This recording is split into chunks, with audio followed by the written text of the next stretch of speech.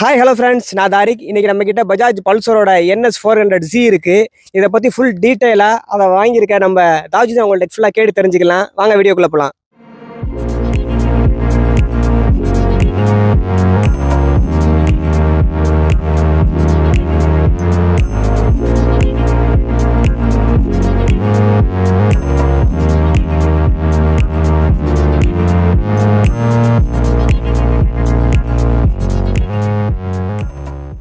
ஆக்சுவலாக வந்து இந்த வண்டியை வந்து எப்போ வாங்குனீங்க, எங்கே வாங்குனீங்க? இது நம்ம லாஸ்ட் 2024 செப்டம்பர் மந்த் எடுத்தது. எடுத்தது எங்கன்னு பார்த்தீங்கன்னா, நம்ம திருச்சி கண்டோன்மெண்ட்டில் கிருஷ்ணா பஜாஜ் இருக்குது, அங்கே தான் எடுத்தது. இப்போ வண்டி எடுக்க போனப்போ ஆன் ரோட் ப்ரைஸ் பார்த்தீங்கன்னா 2,35,000 வந்துச்சு. ப்ளஸ் வண்டி ரெடி ஸ்டாக் அவைலபிள் இருந்தது. 2 வண்டி இருந்தது. அதில் எனக்கு அந்த பிளாக் எனக்கு ரொம்ப பிடிச்சமா இருந்ததுனால நான் பிளாக் சூஸ் பண்ணி எடுத்தேன். உடனே டெலிவரி கொடுத்துட்டாங்க, எந்த டிலேலாம் இல்லை. ப்ளஸ் பஜாஜோட சர்வீஸும் ஓகே தான். கஸ்டமருக்கு அவங்க பார்க்குறது வைக்கிறது ப்ராசஸ் எல்லாம் நீட்டாக பண்ணுறாங்க. இப்போ வந்து இந்த வண்டி வாங்கினதுக்கு நீங்கள் எங்கெங்கெல்லாம் இதை எடுத்துகிட்டு போயிருக்கீங்க, ட்ரைவ் பண்ணியிருக்கீங்க, ஹில் ஸ்டேஷன்லாம் போயிருக்கீங்களா? அதோட பெர்ஃபார்மன்ஸ்லாம் எப்படி இருக்குது?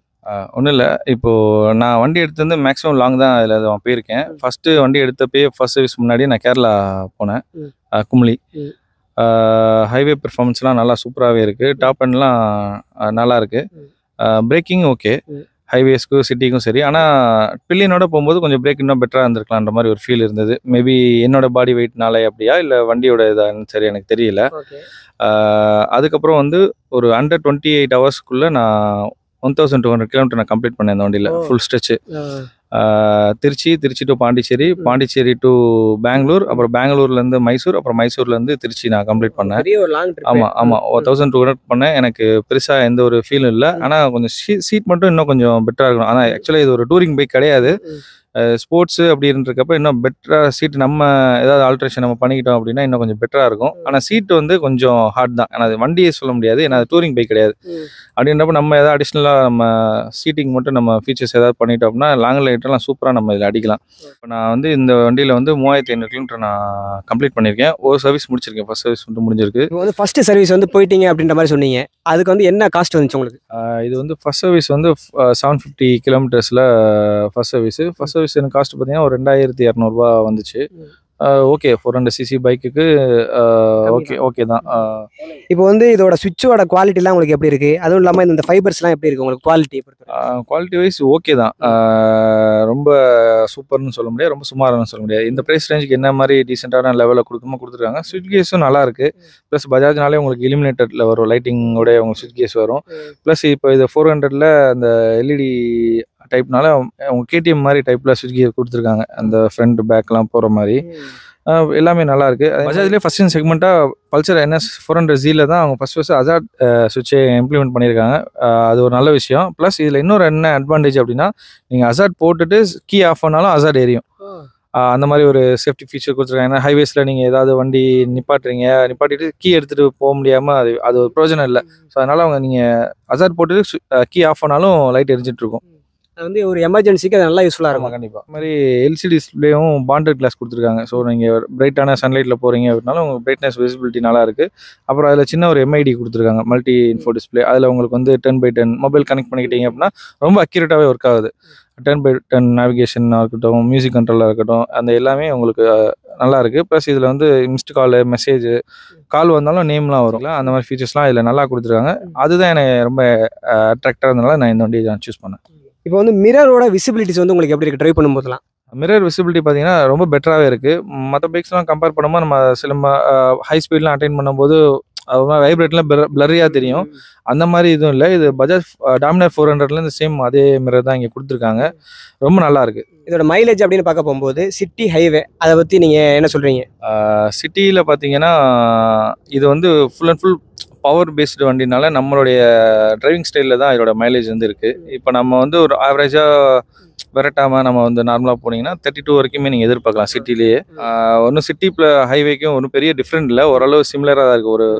ஒரு கிலோமீட்டர் 2 கிலோமீட்டர் வேணால் டிஃப்ரென்ஸ் இருக்கலாம். ஆனால் வந்து நீங்கள் நல்லா ராவாக ஓட்டுறீங்க அப்படின்னா 26, 27, கொஞ்சம் மினிமலாக ஓட்டுறீங்க அப்படின்னா நீங்கள் 28, 30 அதிகபட்சம் 28 to 30 நீங்கள் ஆவரேஜாக நீங்கள் எதிர்பார்க்கலாம் சிட்டி ப்ளஸ் ஹைவே. பார்த்தீங்கன்னா வண்டியில் வந்து நீங்கள் அடிஷ்னலாக என்னென்னலாம் பண்ணியிருக்கீங்க? இதில் வந்து நான் ஃபுல் டூரிங் செட்டப் கிட் நான் ஃபுல்லாகவே போட்டிருக்கேன். கிராஷ் கார்டு, சேடில் ஸ்டே, அப்புறம் டூரிங் வைசர், இந்த மாதிரி விஷயங்கள்லாம் நான் ஆட் பண்ணியிருக்கேன். டாப் ரேக் அந்த மாதிரிலாம். இதெல்லாம் நான் திருச்சியில் நான் அவைலபிலிட்டி செக் பண்ணேன். இந்த வண்டி புதுசாக வந்ததுனால இங்கே அவைலபிள் இல்லாதனால நான் இன்ஸ்டாகிராமில் பெங்களூரில் பார்த்து ஒரு டேரெக்டாக வண்டியை நான் பெங்களூர் ட்ரிப் போனப்போ அப்படியே நான் இதை இன்ஸ்டால் பண்ணிட்டேன். அக்சசரிஸ்க்குலாம் வந்து என்ன ப்ரைஸ் வந்துச்சு உங்களுக்கு எல்லாம் பண்ணி முடிக்கிறது? எல்லாம் சேர்த்து அரௌண்ட் எனக்கு ஒரு 15,000 ஆச்சு எல்லாம் சேர்த்து ஃபுல் கம்ப்ளீட் செட்டப்பு. அதுக்கப்புறம் மெயினாக இந்த வண்டியில் சென்டர் ஸ்டாண்டு வராது. நான் வந்து அடிஷ்னலாக தான் அதை பண்ணியிருக்கேன். ஏன்னா நம்ம செயின் லூப் பண்ணுறப்ப நான் செல்ஃபாகவே வண்டியெல்லாம் க்ளீன் பண்ணி ரெடி பண்ணுறப்ப அது ஒரு பெரிய பிரச்சனையாக இருந்துச்சு. அதனால் நான் இதுக்கு என்ன சொல்யூஷன் பார்க்கும்போது யூடியூப்பில் ஒரு நார்த்தில் ஒருத்தவங்க என்ன ஸ்டோனுடைய சென்டர் ஸ்டாண்ட் இதுக்கு பக்காவாக மேட்ச் ஆகுதுன்னு சொல்லி பார்ட் நம்பர்லாம் போட்டிருந்தாங்க. ஸோ அதை எடுத்துகிட்டு போய் நான் பஜாஜில் கேட்டப்போ அவங்கள்ட்ட ரெடி ஸ்டாக் இருந்தது. ஸோ என்ன ஸ்டோனோட மெயின் ஸ்டாண்டாக இதுக்கு அப்படி டைரக்ட் ஃபிட் பண்ணிட்டாங்க. கரெக்டாக இருக்குது, எந்த ஒரு ஆல்ட்ரேஷனும் தேவையில்லை. அதாவது ஹெட்லாம்போட விசிபிலிட்டிஸ்லாம் எப்படி இருக்குது? நான் இது வரைக்கும் நிறைய பைக்ஸ் யூஸ் பண்ணியிருக்கேன். அதில் யூஸ் பண்ணதுலேயே ஒன் ஆஃப் தி பெஸ்ட் ஹெட்லாம்ப்னா இந்த வண்டியில் சொல்லணும். ஸ்டாக்லேயே வந்து அவ்வளோ பிரைட்டான ஒரு ஹெட்லாம்ப்பு, எல்இடி தான். ஐபியுமே நீங்கள் போட தேவையில்லை, அது நீங்கள் லோ பீம்லேயே நல்லா ஒரு பிரைட்டராக இருக்கும். ப்ளஸ் நான் அடிஷ்னலாக நானும் மினி டிரைவ் ஹெச்எல்ஜியில் போட்டிருக்கேன். ஸோ ஹெட்லைட் விசிபிலிட்டிலாம் உண்மையிலே டாப் நாச்சாக இருக்குது மற்ற பைக்ஸை நம்ம கம்பேர் பண்ணும்போது. இந்த 400cc செக்மெண்ட்டில் வந்து நிறைய பைக்ஸ் வருது. அதில் வந்து பர்டிகுலராக இந்த இதுக்கு போகிறதுக்கான காரணம், இந்த பல்சருக்கு போகிறதுக்கான காரணம் எனக்கு வந்து 3 பைக்ஸ் நான் வந்து மைண்டில் வச்சுருந்தேன். ஒன்று ட்ரிம்ப் ஸ்பீட் 400, அப்புறம் அப்பாச்சி RTR 310, அப்புறம் NS 400Z. இந்த 3 வண்டி நான் கம்பேர் பண்ணும்போது இதில் எனக்கு கொஞ்சம் எலக்ட்ரானிக்ஸ் இதில் இன்னும் பெட்டராக இருந்தது. LCD கன்சோலு, ப்ளஸ் இதில் ரைடிங் மோட்ஸு, அப்புறம் 10x10 நேவிகேஷன் இண்டிகேட்டர் இருக்குது, ப்ளஸ் மியூசிக் கண்ட்ரோல் எல்லாமே இதில் எலக்ட்ரானிக்காக இது வந்து நல்லா ஸ்ட்ராங்காக இருந்தது. ப்ளஸ் ப்ரைஸ் வைஸ் நீங்கள் கம்பேர் பண்ணும்போது அந்த வண்டியோடைய இதெல்லாம் கம்பேர் பண்ணும்போது இது ஒரு 80,000 உங்களுக்கு இது கம்மியாக இருக்குது. ப்ளஸ் பஜாஜ்னா நமக்கு பழகப்பட்டு தான். ஆல்ரெடி நான் முன்னாடி ஒரு 5 இயர்ஸ்க்கு முன்னாடி 220 யூஸ் பண்ணியிருந்தேன். ஸோ எனக்கு பஜாஜோடய ஒரு நல்ல ஒரு கனெக்ட் இருக்கனால நான் யோசிக்காமல் நான் பஜாஜ் போனேன். ப்ளஸ் இது ride by wire throttle, so throttle response plus 4 riding modes எல்லாமே எனக்கு நல்லா இருந்துச்சு. நான் 3 வண்டியுமே ட்ரெஸ் ட்ரைவ் பண்ணேன், ட்ரைம்ஃபும் சரி, அப்பாச்சி ப்ளஸ் NS 400Z. இது கம்பேர் பண்ணும்போது எனக்கு இது கொஞ்சம் ரொம்ப கனெக்டடாக இருந்துச்சு. ஏன்னா நம்ம ஏற்கனவே பஜாஜ் யூஸர் முன்னாடி இருந்தனால இது கனெக்டடாக இருந்தனால நான் இந்த வண்டியை நான் யோசிக்காமல் சூஸ் பண்ணேன். இதோட சீட்டோட ஹைட்ஸ்லாம் எப்படி வருது? இதெல்லாம் ஷார்ட், என்ன மாதிரி ஷார்ட்டான ஆள்லாம் இது வந்து ட்ரைவ் பண்ண ஈஸியாக இருக்குமா? அப்படி இதோட சீட் ஹைட் பார்த்தீங்கன்னா 807 mm வருது. இது ஷார்ட் ரைடுக்கும் சரி டால் ரைடருக்கும் ஓகேவா இருக்கும். பொதுவாகவே NS வந்து எல்லா டைப் ஆஃப் பீப்புளுக்குமே செட் ஆகும் பசங்களுக்கு. அதனால சீட் ஹைட் ஒரு பிரச்சனை இல்லை. இது வந்து இப்போ 400cc அப்படிங்கிறனால வந்து வெயிட் கொஞ்சம் அதிகமாக தான் இருக்கும். அப்போ வந்து நம்ம சிட்டிலலாம் ரைட் பண்ணும்போது எப்படி இருக்குது? இது வந்து வெயிட் பார்த்தீங்கன்னா 174 kgs வருது. வெயிட் வந்து மேனேஜபிள் தான், ஒன்றும் உங்களுக்கு பெரிய வண்டி ஓட்டுற மாதிரிலாம் ஃபீல் ஆகாது. சேம் என்ன அப்படின்னா இது NS 200 சேம் பாடி அதனால உங்களுக்கு சேம் அதுதான், கொஞ்சம் வெயிட் கூட இருக்கும் NS 200, ஆனால் மேனேஜபிள் தான், இன்னும் பெரிய பிரச்சனை கிடையாது. இந்த பைக்கை பொறுத்தவரையில் வந்து 400cc அப்போ வந்து நம்ம சிட்டிலலாம் ட்ரைவ் பண்ணும்போது அந்த கியர் ஷிஃப்ட் பண்ணும்போதெல்லாம் பார்த்தீங்கன்னா அந்த இன்ஜின் ஸ்டாலிங் பிரச்சனை மாதிரி எதுவும் இருக்கா? எப்படி இது வந்து 400cc ஃபர்ஸ்ட் ஆஃப் ஆல், அதனால கியரிங் எப்படி இருக்குது அப்படின்னா இது கொஞ்சம் ராவான பவரான மிஷின் இது, மற்ற வண்டி மாதிரி இல்லாமல்.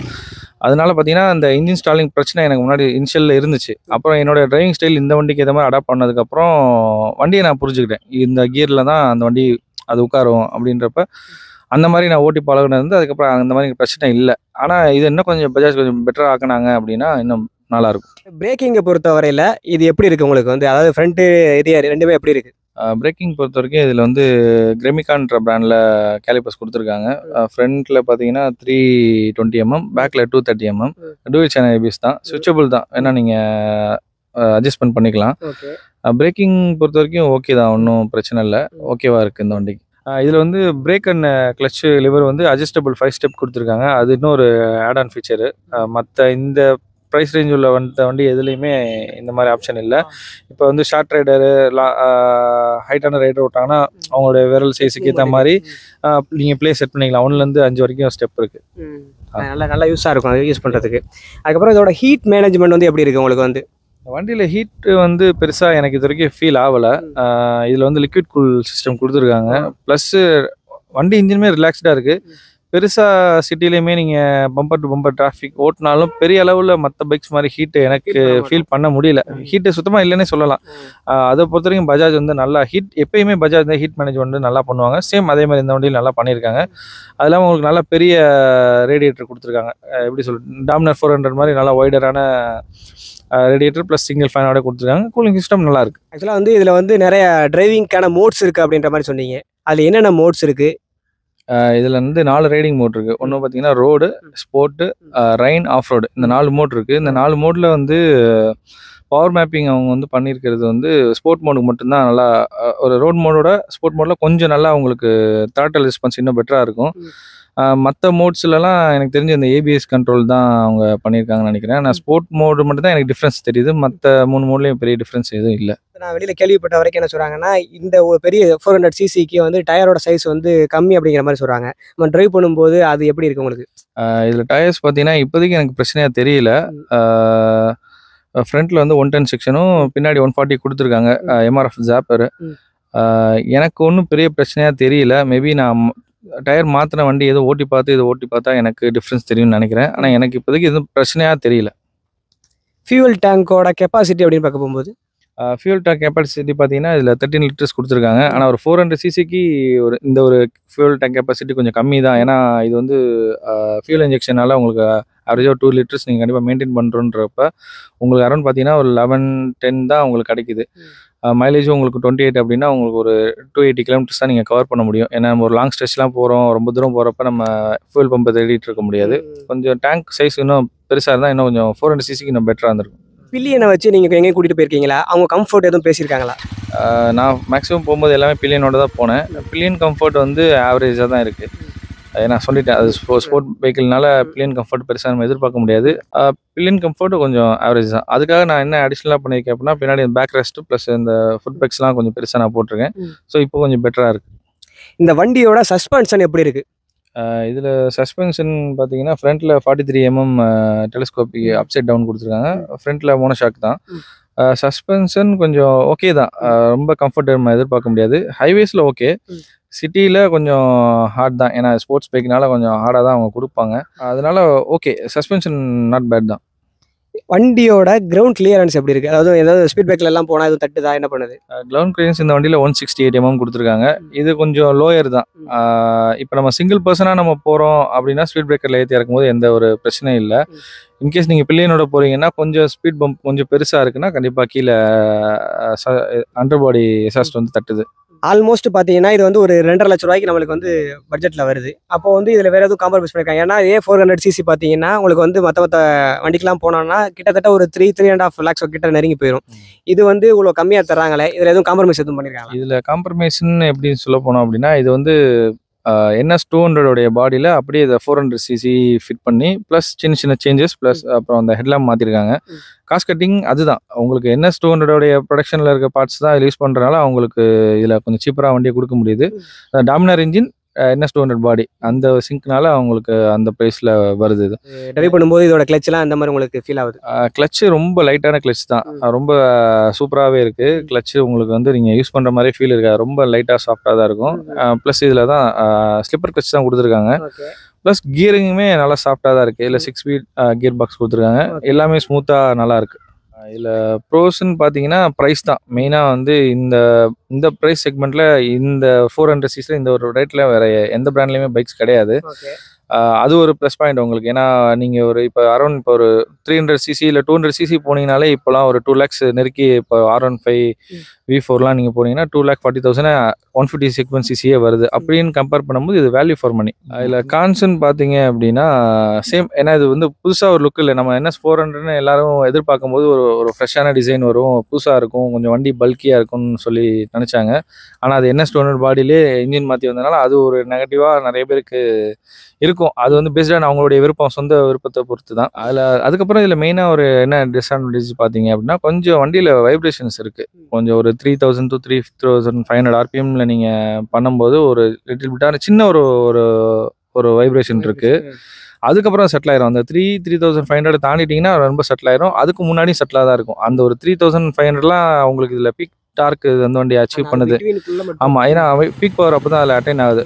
அந்த கேப்பில் மட்டும் உங்களுக்கு சின்ன வைப்ரேஷன் இருக்கும், மற்றபடி ஓகே தான். இந்த வண்டியில் வந்து நீங்கள் டாப் ஸ்பீட்னா எது வரைக்கும் எவ்வளோ ஸ்பீடில் போயிருக்கீங்க? இதில் நான் டாப் ஸ்பீட் அச்சீவ் பண்ணது வந்து 142 km/h அட்டைன் பண்ணேன். அதுவும் ஃப்ரீ ரோடாக இருந்தது. யாரும் ஹெவியான டிராஃபிக்கான ரோட்லாம் அந்த மாதிரி ட்ரை பண்ணாதீங்க. ரோடு ஃப்ரீயாக இருந்தப்போ நான் ட்ரை பண்ணப்போ 142 km/h நான் பண்ணேன். ப்ளஸ் நெட்டில் நிறைய வீடியோஸில் 160+ அடிக்கிற மாதிரி போட்டிருந்தாங்க. ஸோ அதனால் ஓட்டுறவங்க சேஃபாக ஓட்டணும். ஏன்னா ரொம்ப ரா பவரான ஒரு மிஷின் இது. அதனால் கொஞ்சம் பார்த்து ஹேண்டில் பண்ணுறது ரொம்ப நீங்கள் உங்களுடைய ரெஸ்பான்சிபிலிட்டி. அதாவது 140 கிட்ட போனேன் அப்படின்றீங்க.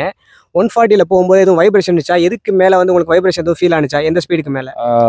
வைப்ரேஷன் வந்து ஒரு 110 120 போகும்போது லைட்டாக நான் சொன்னேன்ல 3000 to 3500, அதேமாதிரி 6000 6500 மைனரான ஒரு வைப்ரேஷன் இருக்கும். அதை தாண்டி எது வைப்ரேஷன் இல்லை.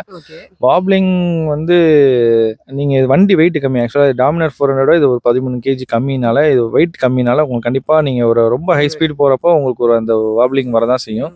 நீங்கள் சேஃபரான ஒரு ஸ்பீடு இந்த வண்டியை ஓட்டணும் அப்படின்னா ஒரு 130 120 நீங்கள் பண்ணிங்கன்னா ரொம்ப ரிலாக்ஸ்டாக ரொம்ப நீட்டாக போகும் வண்டி. எந்த விதத்துலையும் இன்ஜின் ஸ்ட்ரெஸ் ஆகலை. எந்த ஸ்பீட் போனாலும் வண்டி ரொம்ப ரிலாக்ஸ்டாக இருக்குது. ஆக்சுவலாக சொன்னால் கன்க்ளூஷன் அப்படின்னா நீங்கள் என்ன சொல்லுவீங்க? இது யார் வந்து பை பண்ணி வாங்கலாம் யூஸராக? பட்ஜெட்டில் 400cc நம்ம ட்ரை பண்ணி பார்க்கணும் அப்படின்னு நினைக்கிறவங்களுக்கு இது கொஞ்சம் பெட்டராக இருக்கும். ஏன்னா மைலேஜ்லேயும் சரி, சர்வீஸ் காஸ்ட்லேயும் சரி, எல்லாத்துலேயுமே இது வந்து ஒரு ஆவரேஜானது தான். ரொம்ப நம்ம எக்ஸ்பென்சிவாக செலவு பண்ண தேவையில்லை. நார்மலான ஒரு ப்ரைஸிங் ரேஞ்ச் தான். இப்போ NS 200 ட்ரை பண்ணணும்னு நினைக்கிறவங்க கூட ஒரு 30,000 35,000 எக்ஸ்ட்ரா போட்டாங்க அப்படின்னா NS 400 வந்து அவங்க ட்ரை பண்ணி பார்க்கலாம். ஏன்னா ஒரு 400 செக்மெண்ட்டில் நல்ல ஒரு வண்டி, நல்ல ஒரு பெர்ஃபார்மன்ஸ், நல்ல ரா பவர். ஸோ இந்த வண்டியை மெயினாக வந்து ஹேண்டில் பண்ண தெரிஞ்சால் கண்டிப்பாக நீங்கள் வாங்கி ஓட்டலாம். ஏன்னா ரொம்ப ராவாக இருக்கும் பவர். இந்த பைக்கை பற்றின நிறைய தகவல்களை வந்து நாங்கள் 2 பேருமே பேசியிருக்கோம். நிறைய இன்ஃபர்மேஷன் வந்து உங்களுக்கு கிடைச்சிருக்கும் அப்படின்னு நம்புகிறேன். அது மட்டும் இல்லாமல் நாங்கள் வேறு ஏதாவது மிஸ் பண்ணியிருந்தாலுமே நீங்கள் வந்து கமெண்ட் செக்ஷனில் சொல்லுங்கள். வேறு ஏதாவது கொஸ்டின்ஸ் இருந்தாலுமே அதில் வந்து கேளுங்க. வீடியோ உங்களுக்கு வந்து பிடிச்சிருக்கும் அப்படின்னு நம்புகிறேன். வீடியோ பிடிச்சிருந்தா லைக் பண்ணுங்கள், ஷேர் பண்ணுங்கள், கமெண்ட் பண்ணுங்கள். மறக்காமல் சென்னை மோட்டார்ஸ் சேனலை வந்து சப்ஸ்கிரைப் பண்ணுங்கள்.